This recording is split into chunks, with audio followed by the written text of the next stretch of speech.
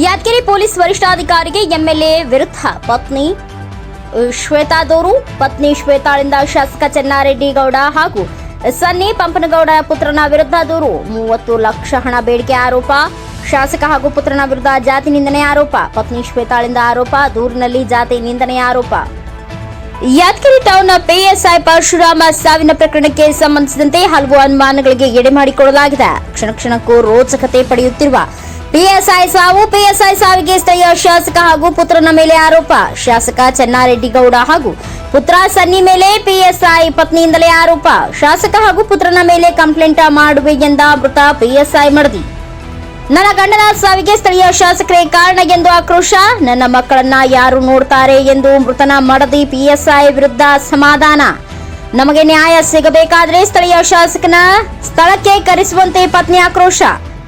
ಒಂದೊಂದು ಪೋಸ್ಟ್ಗೆ ಅಷ್ಟು ದುಡ್ಡು ಕೊಡಬೇಕಾದ್ರೆ ಇದೆಲ್ಲ ಇರುವವರು ಏನು ಮಾಡಬೇಕು ಎಂದು ಶಾಸಕನ ವಿರುದ್ಧ ಪತ್ನಿ ಆಕ್ರೋಶ.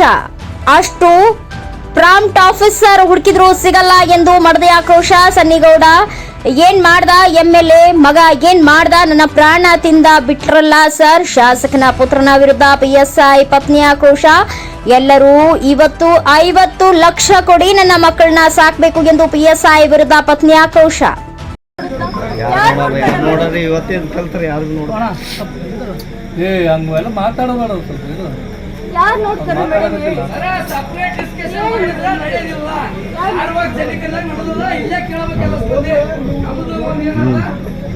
ಕರೀರಿ ಮೇಡಮ್, ಸಿಪಿ ಎಲ್ಲಿದ್ದಾರೆ ಸುನೀಲ್ ಸರ್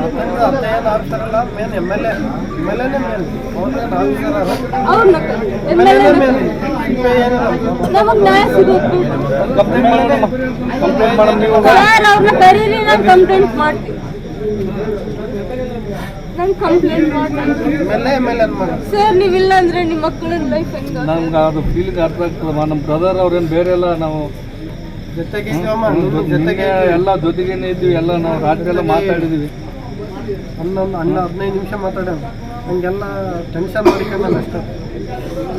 ಟೆನ್ಷನ್ ಮಾಡ್ಕೊಂಡ ಧೈರ್ಯ ಮೇಡಮ್ ಹಾಳು ಮಾಡಿರ್ತಾರೆ ಮೇಡಮ್. ದುಡ್ಡು ಏನ್ ಇವಾಗ ಅವ್ರು ದುಡ್ಡು ತಗೊಂಡ್ರು. ದುಡ್ಡು ಏನ್ ಮಾಡ್ತೀರಾ ಸರ್? ಒಂದೊಂದು ಪೋಸ್ಟಿಂಗ್ಗೆ ಅಷ್ಟಷ್ಟು ದುಡ್ಡು ಅಂದ್ರೆ ಹಿಂದೆ ಬರೋರು ಇಲ್ಲದೆ ಇದ್ದವರು ಹಿಂದೆ ಇರೋ ಮನೆ ಹೊಡ್ಕೊಂತ ಕುಂತಾರಮ್ಮ. ಇಲ್ಲ ಮಂಜುಳ ಸಿಪ್ಪೆಯವರೆಲ್ಲ ಅವ್ರಿಗೆ ಎಲ್ಲಿ ಪೋಸ್ಟಿಂಗ್ ಇಲ್ಲ, ಎಲ್ಲ ನಾವು ಕೊಡೋದಷ್ಟೇ. ಎಲ್ಲರದು ಬಂತು, ಅವ್ರದ್ದು ವೇಟಿಂಗ್ ಅಲ್ಲಿ ಇಟ್ರು. ಅಷ್ಟು ಪ್ರಾಂಪ್ಟ್ ಆಫೀಸರ್ ಸರ್, ಹುಡುಕಿ ಹತ್ರ ಸಿಗಲ್ಲ ನಿಮ್ಗೆ. ಅವ್ರು ಒಂದ್ ತಪ್ಪು ಮಾಡಿದ್ದಾರೆ ಅಂತೇಳಿ ಒಂದೇ ತಪ್ಪು ಸರ್. 1 ಇಯರ್ ಆಗಿಲ್ಲ, ದಾಂಡಾಪುರ ಹೋಗಿ ಬಂದ್ರು ಎಲೆಕ್ಷನ್ ಡ್ಯೂಟಿಗೆ. ಒಂದ್ ತಪ್ಪು ಇದು ಮಾಡಿದಾರಮ್ಮ ಅಂತೇಳಿ ಇದು ರೀಸನ್ ಆಗಿ ತೆಗ್ದಿದೀವಿ ಅಂತೇಳಿ MLA ಕಾಯ್ದ ಇದು ರೀಸನ್ ತೆಗ್ಸಿದ್ದಾರೆ ಅಂತೇಳಿ. ಆ ಸನ್ನಿಗೌಡ ಏನ್ ಮಾಡ್ದ? MLA ಮಗ ಏನ್ ಮಾಡ್ದ?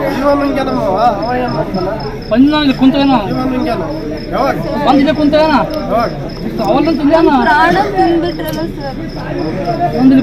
ಕುಂತರ ಅವ್ರ ತಂದೆ ಬಗಲದು ಅವ್ರ ತಂದೆ ಕರ್ಕೊಂಡು ಬಂದ್ಬಿಟ್ಟೆ ಸರಿ ಕರ್ಕೊಂಡು ಕುಂತವನ ಯಾವಾಗ ಅದು ಪ್ರಾಂಪ್ಟ್ ಆಫೀಸರ್ ನೀವು ಪ್ರಾಣ ತಗೊಂಡಿದ್ದೀರಂದ್ರೆ ಇನ್ನು ಎಂತ ಆಫೀಸರ್ ಬೇಕು ನಿಮ್ಗೆ? 25 ಲಕ್ಷ ತೊಗೊಂಡ್ರಲ್ಲ ತಂದಾಕನಿಲ್ಲ. ಎಂತ ಆಫೀಸರ್ ಬೇಕು?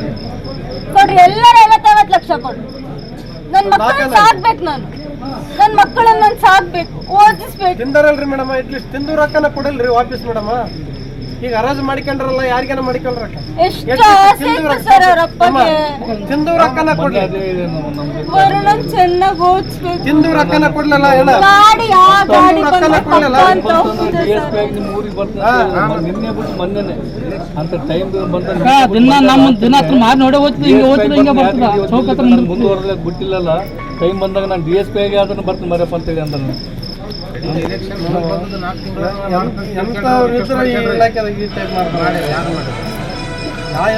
ಒಬ್ಬರಿಗೆ